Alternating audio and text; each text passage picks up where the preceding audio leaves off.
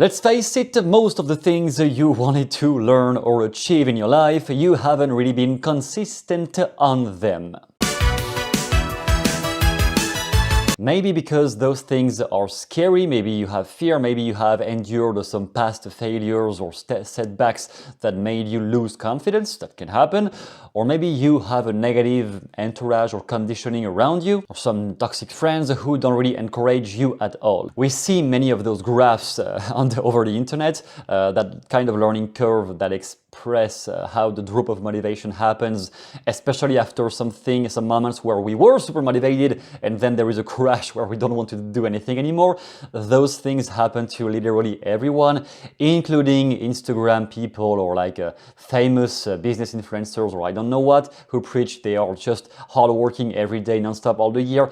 The same people experience drops of motivation at some point anyway. Whatever the reason is, everyone is experiencing some drop of motivation at least once in a while when they want to master and achieve something new. And we are going to address 3 different ways, or like 3 points, to improve that condition and accelerate your learning and your achievements, no matter what they are. The first one is something I don't think many books cover inside the topic of accelerated learning. It is the concept of the early win. Everyone, especially in our society, is focusing on extremely big results. I want a big car, I want to become famous, I want to have a husband by tomorrow or a wife by tomorrow and have kids and a bigger house and live in Hollywood. Everyone has such massive big achievements in mind and everyone is being disappointed because after just 2 months, they don't get the results they were expecting. So they get discouraged and then they stop. But if you can find a way to experience some sort of early win, some sort of first success that is obviously not as big as the huge thing you have in mind, but that is a small success that will create the burst of motivation. Then it is easier because you don't have to rely as much on willpower anymore. For example, let's say this green circle is representing the biggest achievement you want to have with the skill you are developing right now, the new job you want to get into, whatever it is. The main thing you want to learn that if you had learned this, if you had mastered this, your life would become incredible, or at least much better than it is currently. You can think about that one skill you have in mind or that one kind of achievement you have in mind and then represent it on this target. This is the main target you have in mind. Obviously, that is probably too big to be achieved by tomorrow. Otherwise, you would have already handled that long ago.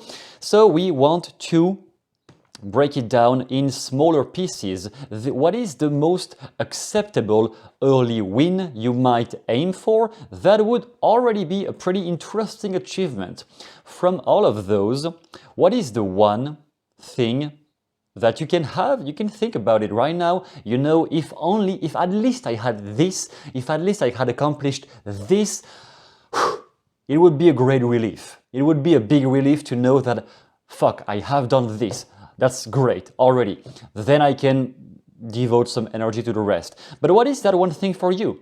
What is that one thing that if only you could accomplish this one right now or in the next few days or weeks, you would have a massive relief because you would know you are on the right path. And as you think about this, you can discover for yourself why this one is important. From all the elements, from all the pieces of that puzzle, of all the things you will have to master and do before your big project is handled, why this one is more important? Why the red one here? Why this piece that would be a great accomplishment already for you right now? Why this one is important? Because the more congruence you can build in your conscious mind, the more easily you will motivate yourself. When all the pieces are clear for why do you want to get there, it will be much easier to keep getting the motivation to do it at least once a week, every day possibly if it is possible in your schedule.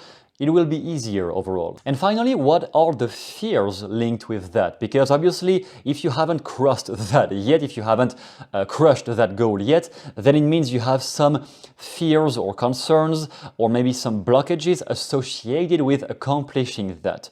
Maybe personal ones, I don't believe in myself, or people told me I was a piece of shit, so I don't believe. Whatever it is, but what are specifically the concerns or fears that stop you from achieving that very soon, like in the next few weeks or maybe the next few months if it is really a big thing already. What stops you from that? And what if there was a way to do it? What if there was a way to finally succeed at this very easily? What stops you from crossing that milestone right now? Or very soon at least. What stops you from that? Then our next point is to increase the level of clarity you have with your project. Too many people get too busy in their head, they think about a million things at the same time. They want to become great at cooking, at losing weight, at making more money, at playing an instrument, all at the same time. You need to focus on only a few things at first, at least for a period of time without which no big result will ever happen. But we always say this and no one seems to be able to put that into use. The reason is a lack of mental clarity. When you don't have any clarity in your head, no big results are showing up in real life, in physical, tangible life. How can you get more clarity? By simply, that is the most simple ever method, you ask yourself every morning or every evening, what is one thing I did today to improve my skills or to improve my condition in this project, or to improve my skills if it is something that concrete. What is one thing I did today? And even if it was a very tiny small thing, but at least you did something. Equally, what is one thing I can do tomorrow or next week if it is not doable tomorrow, but very soon? What is one thing I can do next week to improve my skills and move on and move toward the accomplishment of this project? What is one thing I did today? What is one thing I can do tomorrow? It will obviously be very small, tiny things if you ask this question every day. You can't be at 1000% efficiency every day, all year long. Sometimes, yes, you will need to, not retire, but you will get tired, you will need to rest a little bit. That is normal. It can only compound with small actions. But are those actions new things you haven't tested yet? Because if all the things you did so far only brought you to where you are today, then which new things that you did not do yet can you at least try tomorrow? And start small. You can just read a few pages of that book. You can simply watch that interview to get some inspiration.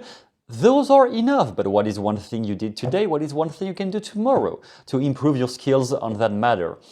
As an analogy of this, whenever I get people asking me about NLP skills and conversational skills, they all get too much inside their head because there's too much information. They try to be more persuasive, to use slide of mouth or any conversational techniques, and they are stuck inside their head because they have too many things to think about, and when somebody in front of them speaks, they don't know which part of the conversation to follow and where the belief is. Way too much. That is a great example. Indeed, when there is too much, you're paralyzed, like anyone. So how can you shorten this to only one small piece that will make you move forward in the accomplishments of the biggest projects you have in this field? And finally, we can address, to come back on something we touched upon earlier, the concept of a fear. And that we need sometimes to follow what the fear tells us on the opposite direction, if that makes sense. When people are scared of something, the most likely reaction is to not look at it, not do it, and escape it. That is the natural human reaction. Now, the problem with that is when you look for growth in your life, in any kind of field, in any kind of setup, you will have to accept that the biggest breakthroughs, the biggest achievements are always hidden behind what you're the most scared of. I think that was a phrase by Alan Watts too, that he said what you fear most doing is what you need most to do. And I would add some nuance to that statement by saying among the things you are the most scared of is hidden the one you need to do now. So it may not be all the things you are scared of that you need to do, because if you are scared of jumping from the 10th floor without any security link, I don't think that fear is something you should get rid of. I think it is a pretty healthy fear to keep, but some fears are extremely toxic and just preventing us from growing as individuals. So when you look at the thing you want to accomplish, what is the main thing you're scared of? What is, when you think about this, the main fear you get from that thing you want to develop, that accomplishment you wish you could have, what is the main thing that scares you? If you are being honest for 2 seconds, what is the main thing that scares you?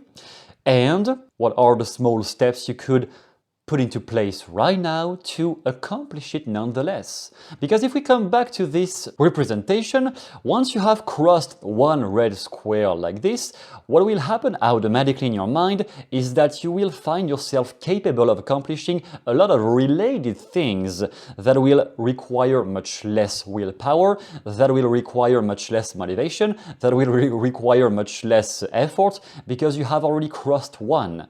Once you have crossed one, you know you are capable, so you have less fears. With less fears comes more enjoyment in doing the thing that was scary at first or difficult or challenging at first. You will have more enjoyment and you will cross more of those squares more easily and faster. So at some point the results compound and accelerate because you have detached and removed a lot of the blockages that were keeping you stuck in the early version where not much was moving anyway.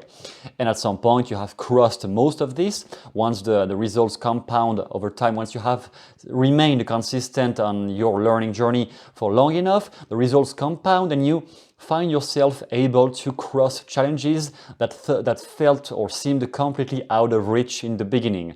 And you will just have some remaining few spots, but in the end, once you have a level of skills that is going that far and that deep and that wide, then you may not even care anymore about the small details you haven't mastered yet. And if you want to develop your skills with learning new things, with becoming more confident, you can subscribe to this channel and also download the document down below in the description called The 3 Fundamentals of Neuro-Linguistic Programming, which will teach you quite a few things about getting into a motivated state, getting more confident about your projects, your dreams, your abilities, and how can you move forward in life, especially if you are in a kind of dark place where things seem stagnant and you don't really see a way out. That is down below, free for you. You can download this right away, and I will see you soon in the next video. Thank you for watching.